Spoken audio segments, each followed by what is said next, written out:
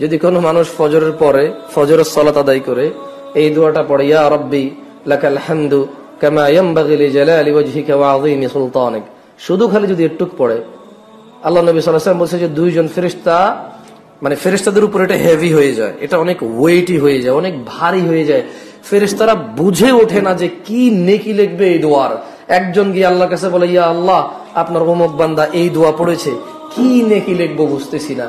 আর একজন, মানে যখন দুইজন ফেরেশতা যখন একজন আরেকজনের সাথে কি হয়, মানে তারা বুঝতেছে না তারা কি লিখবে, তখন তাদের একজন আল্লাহ সুবহানাহু ওয়া তাআলার কাছে বলে, ইয়া আল্লাহ, এর কি লিখবো। আরেকজনে পড়ে শোনায় আল্লাহকে যে আল্লাহ, আপনার এই বান্দা এই দোয়া পড়েছি, ইয়া রাব্বি লাকাল হামদু কামা ইয়ানবাগি লিজালালি ওয়াজহিকা ওয়া আযীমি সুলতানিক।